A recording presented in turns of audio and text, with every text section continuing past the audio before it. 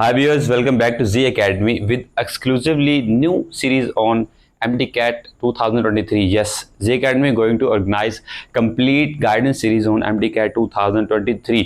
इस वीडियो को स्टार्ट करने से पहले उन स्टूडेंट्स के लिए खुशखबरी है कि जो MDCAT 2023 की प्रिपरेशन कर रहे हैं और जो MBBS और BDS की प्रिपरेशन के एस्पिरेंट हैं और जो उस एडमिशन के एस्पिरेंट हैं, तो जी एकेडमी अपने प्लेटफॉर्म के थ्रू MBBS और BDS डॉक्टर्स जो पाकिस्तान की टॉप यूनिवर्सिटीज़ के अंदर अपनी ग्रेजुएशन कंप्लीट कर रहे हैं, हम उनके थ्रू आपको कंप्लीट गाइडेंस सीरीज प्रोवाइड करेंगे। अपने यूट्यूब चैनल के ऊपर सेशंस के थ्रू आपको एक पूरी सीरीज प्रोवाइड करेंगे।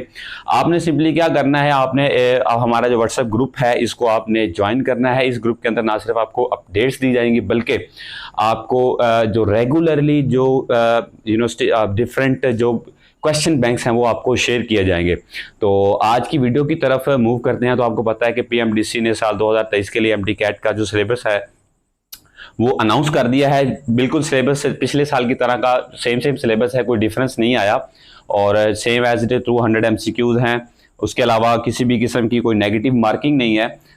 डेट्स के जो उसके बाद जो रजिस्ट्रेशन है उसकी कोई डेट अनाउंस नहीं की गई, लेकिन जो एक्सपेक्टेड डेट है वो यही है कि जून के जो लास्ट 2 डेज हैं और जो जुलाई का फर्स्ट वीक है उसके अंदर रजिस्ट्रेशन जो है वो ओपन कर दी जाएगी।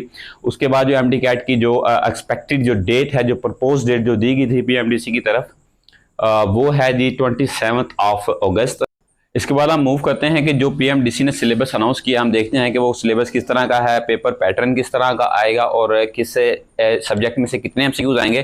तो अब हम थोड़ा उसको देख लेते हैं। Let's go. पीएमडीसी की वेबसाइट के ऊपर जो उन्होंने सिलेबस अनाउंस किया है, हम थोड़ा उसकी तरफ उसको गो थ्रू कर लेते हैं। तो सबसे पहले देखते हैं कि जी पीएमडीसी का जो सिलेबस है एमडीकैट करिकुलम में कितने सब्जेक्ट होंगे। वो 5 सब्जेक्ट होंगे, बायोलॉजी, केमिस्ट्री, फिजिक्स, इंग्लिश और लॉजिकल रीजनिंग जो एडिशनल सब्जेक्ट ऐड किया गया है। इसके बाद हम टेबल ऑफ कंटेंट्स देख लेते हैं।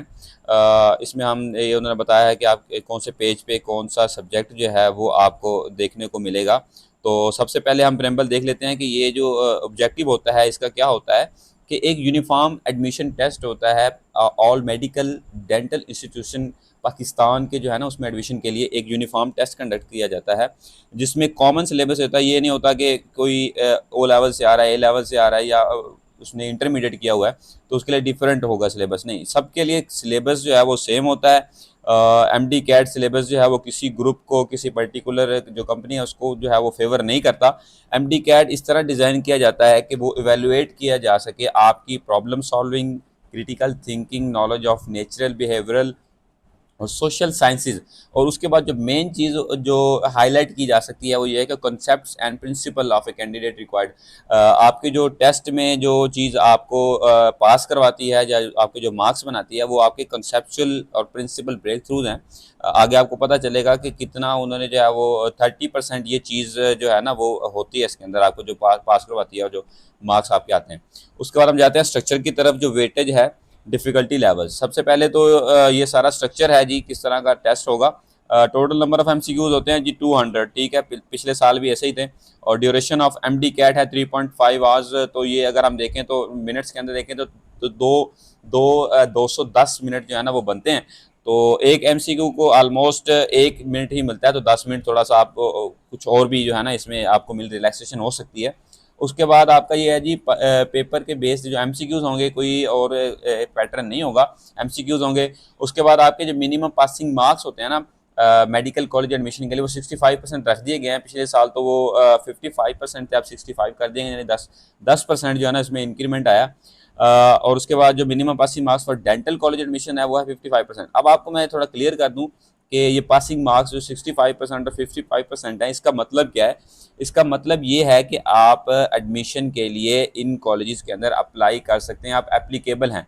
अब इसका ये मतलब नहीं है कि आपका मेरिट बन गया। मेरिट बनना तो फिर बाद की बात है कि एक साल में बच्चे कितने परसेंटेज ज़्यादा मार्क्स लेते हैं तो उस हिसाब से आपका मेरिट बनता है, ठीक है।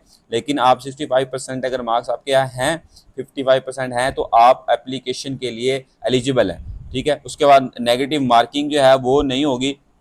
और जो वेटेज, अब सब्जेक्ट की वेटेज है उसमें ये है कि परसेंटेज जो है वो बायोलॉजी के वो 34% है, 68 MCQs आएंगे 200 में से। केमिस्ट्री के जो है वो 27% है, 54 MCQs आएंगे। फिजिक्स जो है वो 27% है, इसके भी 54 MCQs आएंगे। इंग्लिश के जो है वो 9% है, 18 MCQs आएंगे। लॉजिकल रीजनिंग जो है वो उसके 3% है, और इसके जो है ना 6 MCQs आएंगे। तो ये टोटल जो है ना वो 200 MCQs आएंगे। यहाँ पे जो चीज़ डिफिकल्टी लेवल की है ना, ये बड़ी समझने वाली बात है कि 20 MCQs होंगे वो इजी होंगे, ठीक है, वो ऑलमोस्ट कहने कि हर बंदा जो है ना उनको अटेम्प्ट कर सकेगा। उसके बाद जो 60% MCQs होते हैं ना मॉडरेट लेवल के होते हैं, और जो 20% MCQs होते हैं ना जो हार्ड लेवल के होते हैं, ये बच्चे की सिलेक्शन को जो है ना वो डिफाइन करते हैं कि जो बच्चे इन 20% MCQs को करते हैं वो हार्ड जो है ना वो उनका सिलेक्शन क्राइटेरिया इनके ऊपर डिपेंड होता है।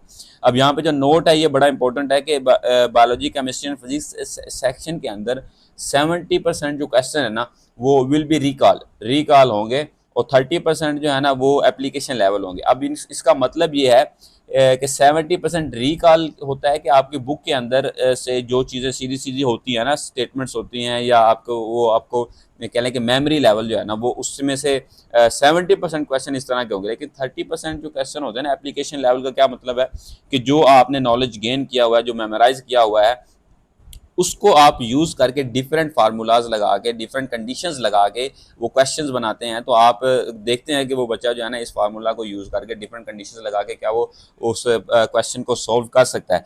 तो ये चीज़ 30% वाली जो चीज़ है ना, ये आपका सिलेक्शन, जो आपके जो मार्क्स है ना वो मैक्सिमम मार्क्स आपको वो अटेन करवाती है। तो उसके बाद ये बायोलॉजी का जो कंटेंट है, लिस्ट है, वो ये है कि आप देख सकते हैं कि डिफरेंट चैप्टर्स ऐड किए गए हैं। 13 चैप्टर हैं बायोलॉजी के अंदर, और ये आप उसमें से आपके जो सब टॉपिक्स हैं वो आप देख सकते हैं। इसका जो लिंक है मैं नीचे डिस्क्रिप्शन में दे दूंगा। आप हमारे जो व्हाट्सएप ग्रुप है वो भी आपने ज्वाइन कर लेना है। बायोलॉजी हो गया। इसके बाद हम देखते हैं जी केमिस्ट्री के जी ये चैप्टर्स जो ऐड किए गए हैं आप इनको थॉरली देख सकते हैं। इसके केमिस्ट्री के अंदर जो ऐड किए गए हैं वो 19 चैप्टर्स हैं। आगे जो सब टॉपिक्स हैं ये आप जो है ना वो देख सकते हैं, PDF जो मैंने आपके साथ शेयर की हुई है।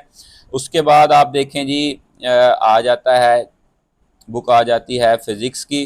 फिज़िक्स में जो है ना वो टेबल ऑफ कंटेंट जो है वो चैप्टर्स जो हैं वो ऐड किए गए हैं 13, ठीक है, फोर्स एंड मोशन से लेके न्यूक्लियर फिजिक्स तक। तो आगे जो सब टॉपिक्स हैं वो आप इसको अच्छे से वो देख सकते हैं। उसके बाद हमारा जो आ जाता है वो आ जाता है जी इंग्लिश जो है वो सिंपली जो है ना एम ऑफ इंग्लिश ये होता है कि टू मेजर जो एप्लीकेंट्स स्किल इन इंग्लिश जो होता है ना, to evaluate that how prepare at the undertaking graduate studies in medicine in English.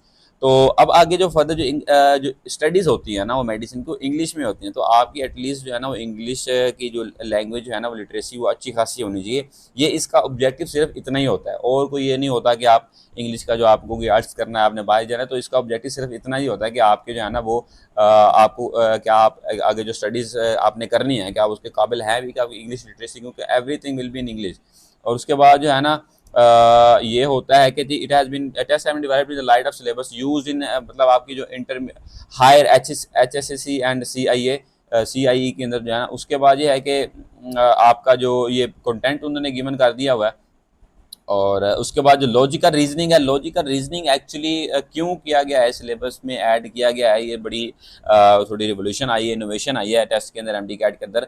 ये इसके जो है ना वो 6 ऑब्जेक्टिव उन्होंने रखे हुए हैं। क्रिटिकल थिंकिंग है, लेटर एंड सिंबल सीरीज है, logical deduction, logical problems, course of action, cause and effect. ये कुछ उनके थोड़े से जो है ना वो आप कह रहे हैं कि क्वेश्चन इस तरह के आएंगे। इनमें से जो उन्होंने एक्सट्रैक्ट करना है वो लॉजिकल रीजनिंग उसको कहते हैं। तो लॉजिकल रीजनिंग जो है ना वो बहुत ज़रूरी होती है। वो बहुत सी आपको जो है ना वो ये एग्जाम्पल भी प्रिपेयर कर दिया गया है, आपको दे दिया गया। तो ये लॉजिकल रीजनिंग के अंदर फर्दर जो है ना वो उन्होंने एग्जांपल्स देके आपको एलेबरेट कर दिया है। वो बहुत सी और भी लॉजिकल रीजनिंग के आपको जो है ना वो मिल जाते होते हैं सारे पैटर्न। तो ये था जी PMDC की तरफ से साल 2023 के लिए MD-CAT 2023 का कंप्लीट जो सिलेबस है ना वो थारोली हमने आपसे बता दिया। और उसके बाद मैंने जिस तरह आपको अनाउंस किया है कि हम जो है ना इसके ऊपर पूरी एक गाइडेंस सीरीज़ करने वाले हैं, अपने डॉक्टर्स के थ्रू एक सेशंस कंडक्ट किया करेंगे। आप हमारे चैनल के साथ लिंक रहें। हमारा जो व्हाट्सएप ग्रुप है वो आपने लाजमी ज्वाइन करना है। हम उसके ऊपर आपको जो है ना वो क्वेश्चन बैंक भी शेयर किया करेंगे। और जी अकेडमी के साथ ज्वाइन रहें और भी यूनिवर्सिटीज़ के एडमिशन के लिए अपडेट्स के लिए ज्वाइन रहें। अभी के लिए इजाज़त दें, इंशाल्लाह अगली वीडियो में आपके साथ हाज़िर होंगे। अल्लाह हाफिज़।